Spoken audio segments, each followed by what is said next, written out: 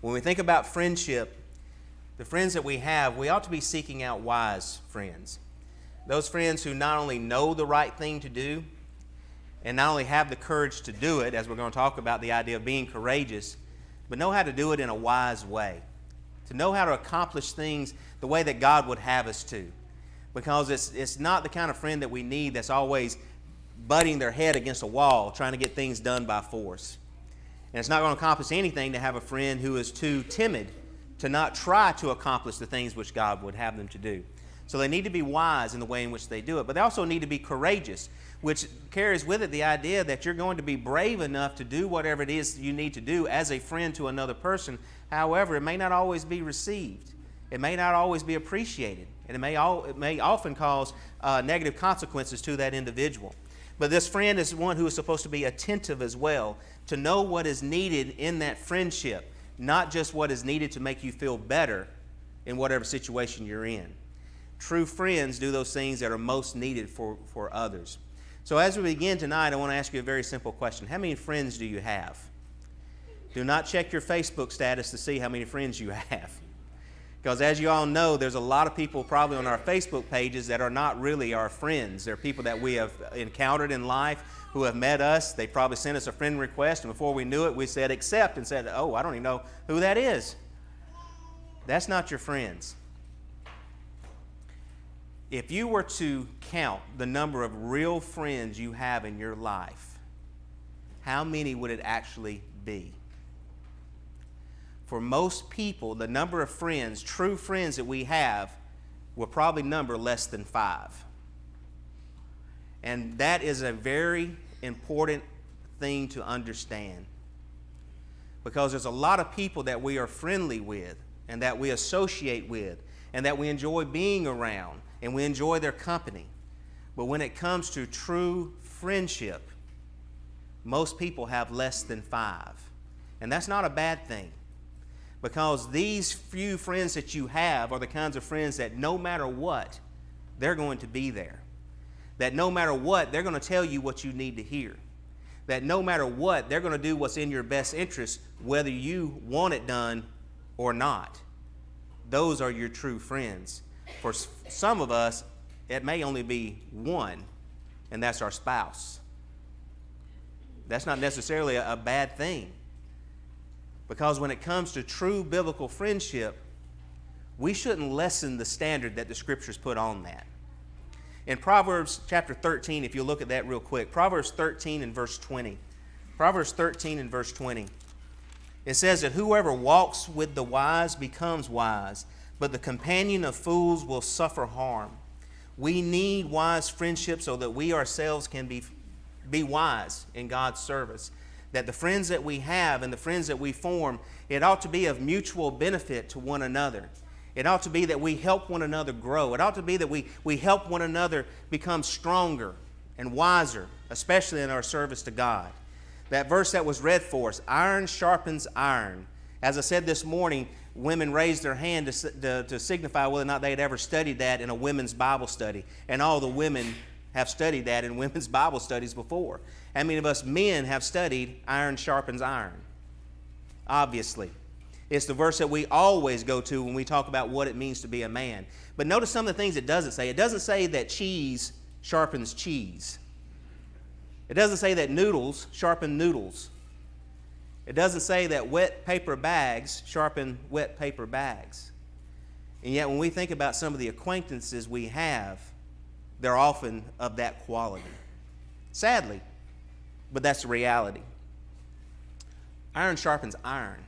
During the time that this was written in Proverbs by the wise man, this was during a time where iron was still a fairly new thing. That not too long before this, it was where Israel didn't have iron. There were only certain nations who even knew how to fashion iron. And that's what made them a world power and able to conquer other places because of their ability to sharpen iron. And so when this is used in the book of Proverbs, that was not just seen as something that was a good thing to be able to do to one another and thinking of it just as we might think about using a whetstone to sharpen a knife. This was something that was highly technical. This was something that was a learned skill, was new technology, and something that was able to rise people to the ability to conquer nations if they were able to do it.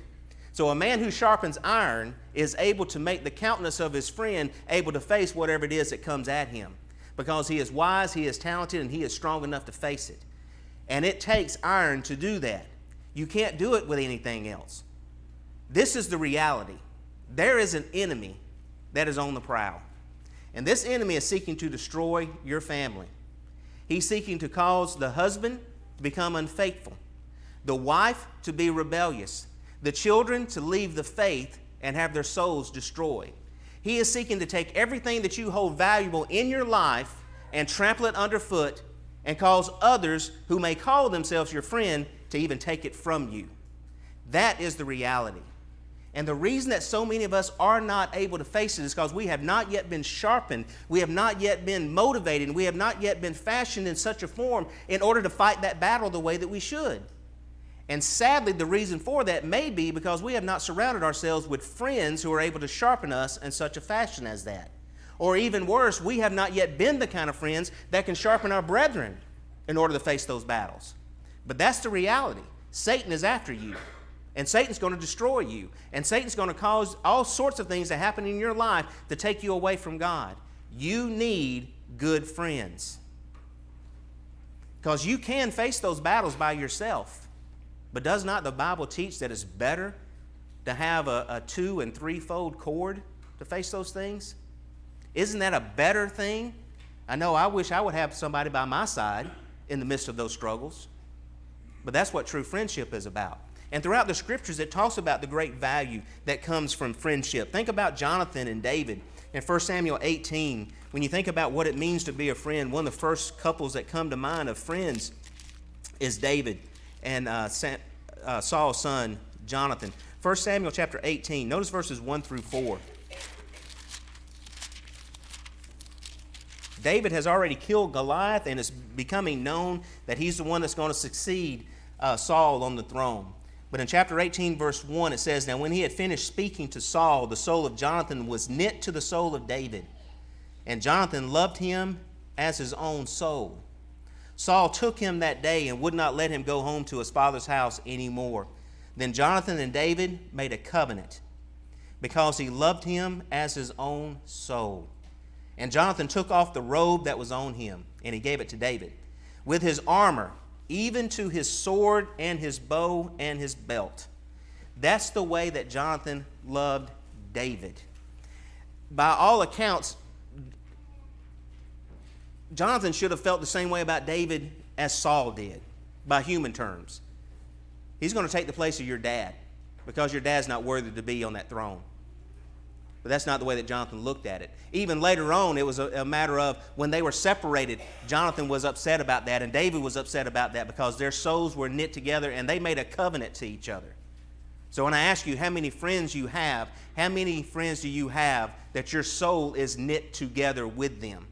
That you give them the clothes off your back, even if it means your heritage would be taken as a result? How many friends do you have that you love so much that you would forsake all the world around that you might keep that person as your friend? How many friends do you have? That's a lot more than what Facebook would provide for you. That's what true friendship looks like. In 2 Samuel chapter 1 and verse 26, we have that famous statement after David learns of the death of Saul and his beloved friend Jonathan. In 2 Samuel chapter 1 and verse 26, as David is lamenting, he says, "I am distressed for you, my brother Jonathan. You have been very pleasant to me. Your love to me was wonderful, surpassing the love of a woman." It was something that was beyond the ideas of flesh, the friendship that they had. Another group of friends that we can think about is in Daniel chapters 1 through 3, where you have Daniel and Shadrach, Meshach, and Abednego. And we've looked at some of these lessons from these 4 men in recent months. Daniel and his friends go into captivity, and yet they stand together, and they don't take of the king's delicacies. You don't think they were leaning upon each other?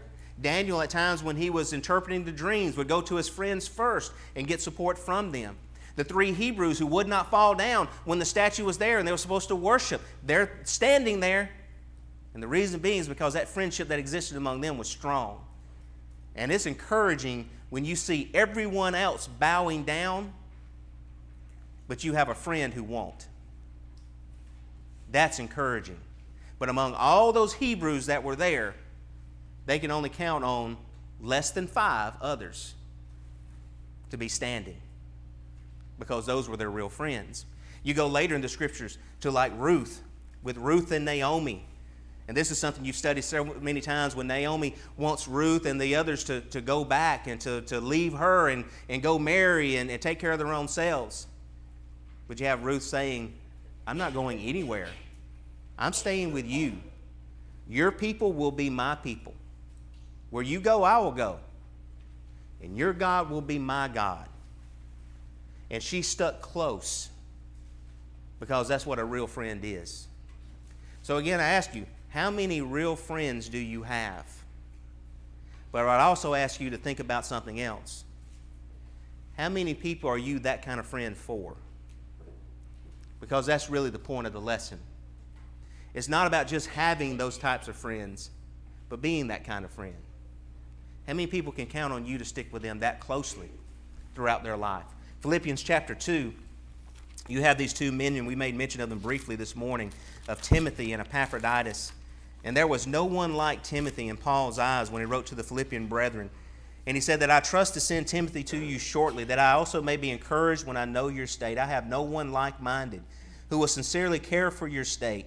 For all seek their own, not the things which are of Christ Jesus, but you know his proven character, that as a son with his father he served with me in the gospel. Therefore I hope to send him at once, as soon as I see how it goes with me. But I trust in the Lord that I myself may also come shortly. And then he talks about Epaphroditus who was with him. And he wanted to send Epaphroditus back because he was one of their messengers and came to Paul. And this servant of that congregation served with Paul and even found his own life in jeopardy, that Paul said, I might have sorrow upon sorrow if he were to die. But I'm grateful that he was spared, and I'm able to send him back to you.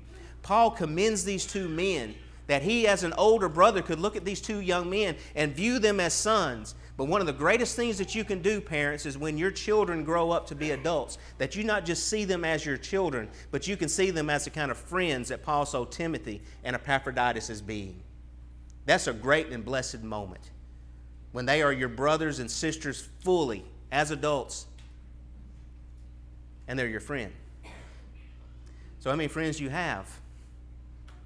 And how many people are you a friend to? Because as we go through these different friendships, what you see among all these friendships is that you see, first and foremost, you see a loyalty.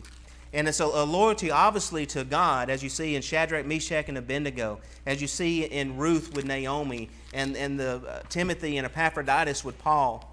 But in Proverbs, chapter 20, verses 6 and 7. Proverbs 20, 6 and 7.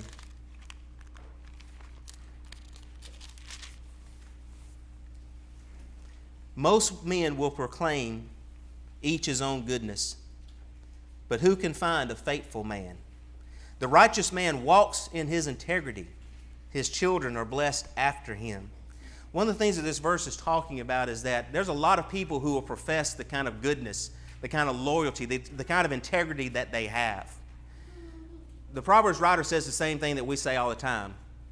Don't talk it, walk it. Don't tell me how good a friend you are. Don't tell me how loyal you are. Don't tell me how much integrity you have. Don't tell me about how it is that you'll stick close. Don't tell me how faithful you will be. Show it to me. Real friends show that kind of loyalty. Shadrach, Meshach, and Abednego may have many times talked about the way in which they are not going to fall down to that idol. But it was only until the trumpet sounded and everyone fell to their knee and they were able to look around and see one another standing that they knew that they were going to be true to their word. That's what it means. Don't talk it, walk it, and show it.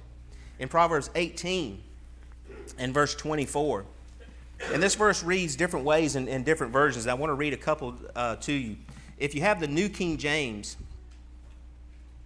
it says, a man who has friends must himself be friendly, but there is a friend who sticks closer than a brother. The ESV says, a man of many companions may come to ruin, which reads very differently, it would seem, than the New King James. But there is a friend who sticks closer than a brother. What it seems that this verse is talking about is that we can spread ourselves too thin. That a man who wants friends must show himself to be friendly, and we know that that is true. If you want friends, then you have to be friendly. The problem with that is this: if you want friends, you have to be friendly. And you can spread yourself thin among too many people and have too many friends, have too many companions. And amongst all those companions, there's not a lot of them that's going to stick close to you. And so it concludes the same way in all of the versions. There's somebody who sticks closer than that. It may be that you have to sell out a lot of your own virtues and a lot of your own beliefs in order to have friendships. They're not going to stick with you, because as soon as you start standing up for your own integrity, those friends will depart. But there's somebody who sticks closer than that. That's why we're supposed to have friends who are loyal. Now, I got to tell you that over the years, and I know I'm not alone, over the years, there's been a lot of people that I've considered my closest friends. They haven't been very loyal. Just to be honest. First shiny things that comes along, they chase after it. The first time it's put to the test or challenged, not to be found. But I can also say this, that among my brethren, there have been some very loyal friends from places that I never expected. That someone who wasn't always bragging about and telling me what a good friend they were to me, but in that moment where I needed them, they were there. To my surprise, they were there. We need to be perceptive. And when we look for friendship, loyalty is one of the things that we ought to value. We ought to value strength, as iron sharpens iron, as the verse says. Jesus said in John 15 and verse 13 that you are my friends if you do those things that I command you. Jesus talks a lot about the idea of friendship. And he says there is no greater love that a person will have for another than to lay down his life for his friends. And Jesus uses that as an example of what friendship is supposed to look like. There's a mutual benefit that is there.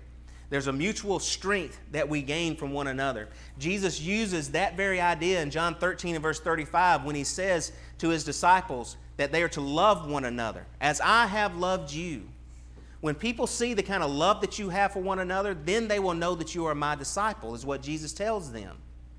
That kind of love that Jesus is talking about is not just an affection to where I enjoy being in your company. It's fun being around you because we get to laugh and cut up and have fun and entertain one another.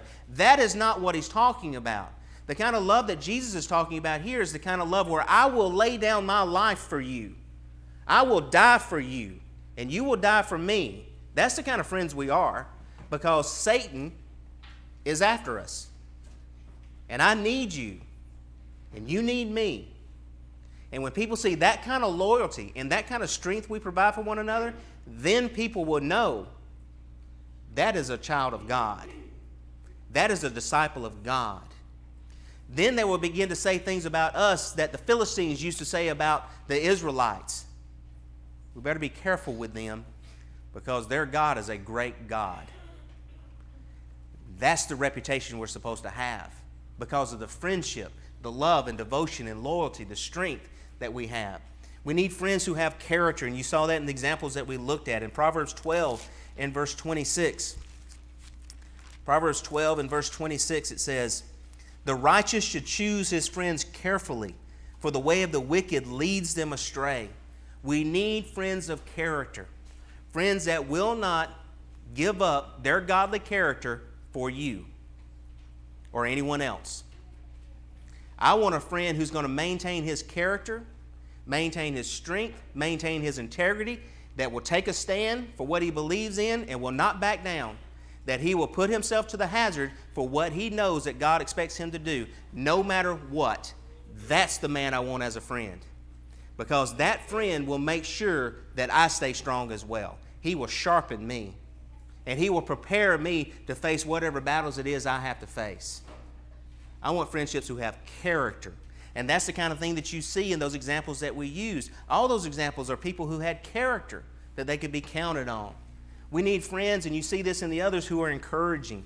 In Hebrews 3 and verse 13, we are exhorted by the Hebrew writer in chapter 3 and verse 13 that we are to exhort one another daily, while it is called today, lest any of you be hardened through the deceitfulness of sin. We need friends who are not going to delay in letting you know. Don't give up. Don't fall short. While it is today, let us exhort one another. I need a friend who's more than a friend just on Sunday or just on Wednesday. I need to be a friend more than just on Sunday and more than just on Wednesday. I need to be a friend, and I need friends who are not just going to be there only when something bad is going on, but friends who exhort us and encourage us to not give up. Because again, this is the reality. Satan is looking to destroy you, kill your children, and cause your soul to be cast into hell. That's the reality. Who's helping you face that? And who am I helping to face that? Biblical friendship is important. And so let's talk about, so how do we go about sharpening some of the dull iron? Because there's a lot of kinds of friendships that we don't need. But if we do have friends who are this way, there's things we can do to sharpen them. One of those types of friends is the complainer. The one that whines about things. This is the person that something has happened to them in the past. And so they go about all the time saying, why me? Why is somebody else blessed and not me? Why did this happen to me? Why did this happen to my family? Why did this happen to my parents? Why did this happen to whatever it is? Why did this something happen in the past? And they're so paralyzed by the past that they can't move forward. And that person is somebody who cannot sharpen you. But that's a person who needs to be sharpened. Philippians 2 and verse 14 says that we're to do all things without murmuring and complaining. And that's the way that we shine as lights in this world. A true friend will not let his friend be paralyzed by the past, but will encourage him. If you're going to shine as a light in this world, you're going to have to let go of your past. You're going to own it. Yes, it did happen. There's no denying it. It happened. What are you going to do now? You can't live in the past. You can't undo the past. But you can change your future. Don't be paralyzed because of what happened to you. Another type of friend is the one who's always worrying about something. This one, instead of being so concerned about the things of the past that he's paralyzed, this one is so concerned about the future. Instead of why me or why this, he's like, what if? I would do this, but what if? I would teach a Bible class, but what if? I would try to do something else in the service of God, but what if? I would try to be a deacon or an elder one day, but what if? And they're so terrified of what may happen, it paralyzes them today, and they can't move forward. This kind of friend also cannot sharpen you, but is one who can be sharpened. Philippians chapter 4, Paul reminds, and we've been looking at this passage over and over and over again, we're to be joyful people. And when we think about the things of this life, we're not supposed to be worrying or anxious about anything, but in everything by prayer and supplication, letting our requests be made known to God. And Paul reminds the Philippian brethren of that very thing, because this is the way the peace of God helps us in life. Jesus said in Matthew 6 and verse 33 to seek first the kingdom of God and His righteousness, and all these things shall be added to you. Jesus said, don't be worrying about all of these things. Don't be worried about what's going to happen tomorrow, because you have sufficient worry for today, and you will never deal with what you need to be dealing with today if you are always worried about tomorrow. Jesus is the best friend you've ever had. And Jesus tells you, stop it. Don't be worrying about tomorrow. You deal with today, and that's sufficient. Sometimes we may have a friend who's the indecisive one. This is the one that's not overly concerned about the past. He's not overly worrisome about the future, but he's in this situation where, I don't know what to do. This is the friend you have who is always waiting to be rescued. They don't take responsibility for their own life. And they're waiting for someone else to step in, to give them the answer, to give them the direction, to rescue them from the problem that they're in. They're indecisive. The Scriptures tell us that as Christians we are bold and courageous. The Bible tells us that we are bold and courageous. if you missed that, the Bible tells us that we are bold and courageous. We are those who walk by faith and not by sight. Most of us men love watching some of the war movies or sports movies where you have that scene where everybody's like, I don't know if we can win this game. I mean, the odds are against us. I don't know if we can win this battle. I mean, we're outnumbered. We're only a few, and we're short on ammunition or weaponry or whatever it is. And someone steps up and they give that inspiring speech. And by the end of it, the speakers are rattling because of the cheer that's going on from the people around them, because they've been sharpened. In the midst of whatever you're going through, it's real easy to be this person. I don't know what to do. I need help. But it's real easy to get into that. I just need somebody to rescue me. You're the one who needs to work out your own salvation with fear and trembling. You are not a friend if you step in and solve the problem for the person you consider your friend. A friend steps in and says, you need to take care of this, and I will stand by your side, and I will help you, and I will hold you accountable. But you have to work out your own salvation with fear and trembling, brother. Sister, you're the one who's going to have to face this problem, and you're going to have to fix it with God's help, because that's what you can do. We have said in this lesson, and we say over and over again, Satan is seeking to destroy you. That's not a platitude. That's reality. And he will destroy you because he hates your guts, and he hates your soul, and he wants you to burn forever in hell. And he will do everything he can to destroy you. And if I keep sitting back and waiting for someone else to solve my problems, Satan has won the victory. The scriptures tell us in places like Philippians 2 and verse 12 to work out your own salvation with fear and trembling. James 1 and verse 22 tells us, don't be a hearer of the word only, but be a doer of the work. In chapter 2, the chapter is filled with the idea, what good is faith without works? It is meaningless. I heard one this week talking about what he wrote in the margin of his Bible. Not only is faith without works dead, it is stupid. And I thought that was a good way to put it. And that's true. It's stupid. It's stupid to think that anything's going to be accomplished when I have all the faith in the world, supposedly, but I am not willing to put my feet on the ground and start marching. It's meaningless.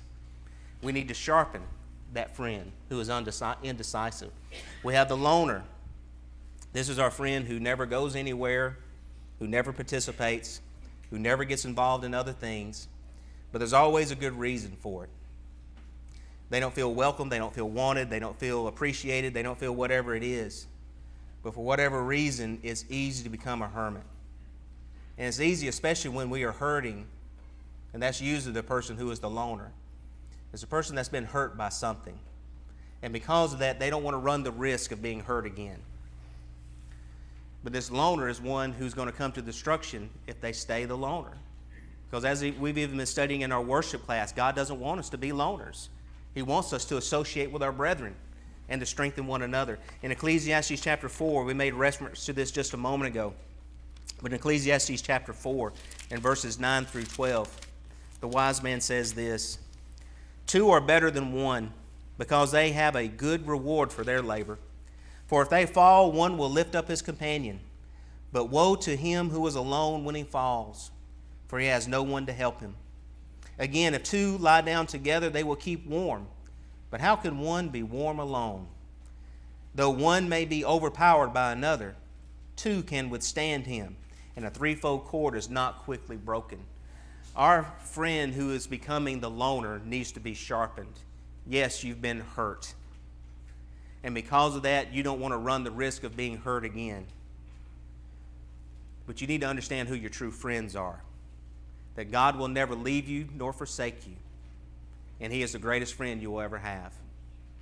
And that I am making a covenant with you that you can count on me as well. And the reason being is because I pledged my life to Christ the same as you. And because of that, we are pledged to one another. And this cord that we have formed is stronger than anything the world will throw at either one of us. So, brother, let's be about the work. Let's be about associating with our brethren. Let's be about spending time with them. Let's be about getting outside of our house where we drive ourselves crazy with our own thoughts. And let's be that shining light that we're called to be, and stop hiding ourselves under the bushel of our own rooftop. That's not where God wants us, either one of us. The kind of friend that we're wanting to be and the kind of friend that we need around us is that godly friend. He's the one that's that warrior who's strong and courageous, that no matter what it is that's going on, he's always going to be there.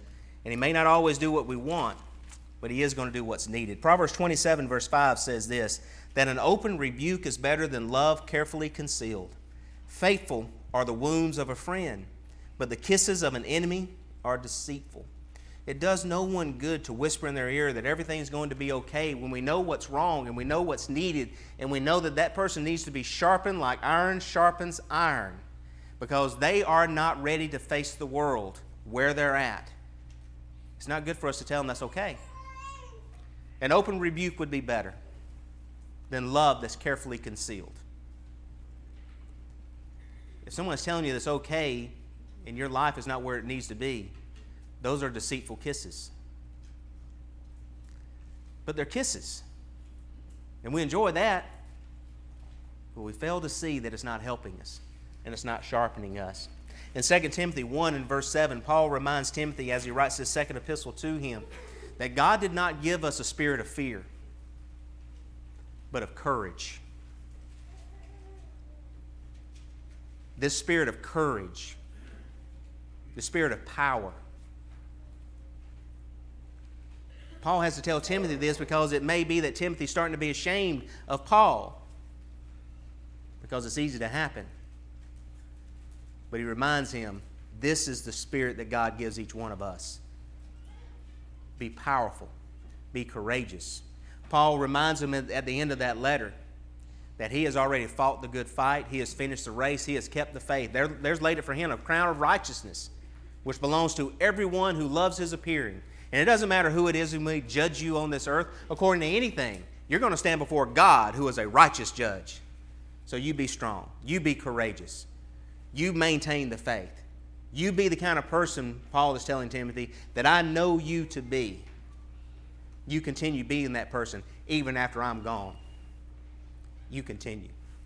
We also have in passages like Ephesians 6, 10 through 18, where the one who is the faithful friend will remind us over and over again that God has given to us armor. That no matter what it is that Satan or the world throws at you, that you can be strong and you can stand. And every time I look at this passage, that word stand, that's used over and over and over again in those first few verses, that you may stand. And having done all, to stand. And in the evil day, to be able to stand. And when Satan throws things at you, you can withstand. Over and over and over again, God has given you armor. Sounds a little bit like what Jonathan did with David. That he took his own sword, his own bow, his own cloak, and he gave it to David. Just like God has all these pieces of armor that belong to him. And God has taken it off and said, here. You don't feel strong? The armor you have is not yours. It's the armor of God. It belongs to him. With it, he has already crushed Satan under his feet. And we're just waiting for the day that he is cast into hell with his angels and all those who do his will. And the rest of us get to go to heaven. And the way that God did that was because of the armor that he has. And he's given it to you. Who can defeat you? Who can vanquish? Who can destroy? No one, my friend. Let's sharpen each other. Let's have friends that sharpen us. And let's be the kind of friend to others that Jesus Christ himself has been to us. And so that's the question I do want to leave with you tonight, is that have you been the kind of friend that Jesus has been to you? It's convicting for me to think about that. Because as it is, when I say that most of us can count on less than the fingers of one hand how many real friends, this kind of friend that we have in this life. It scares me to think about how many people am I that kind of friend for. Let's strive to be better at that. That's what lovely friendship consists of. And that's the kind of thing that draws others to us and to God Himself. So let's be those kinds of people. If you need help in that, and God help us all in that, but if you need help in that and you need prayers, you need to study, let us know. Let's sharpen one another in the holy faith. If you need to start tonight by being a child of God, the waters of baptism are ready. If you're ready to make that confession before this audience of people, we can take care of the sin that's in your life tonight. Let us help you if we can. As together we stand and sing this song, won't you please come?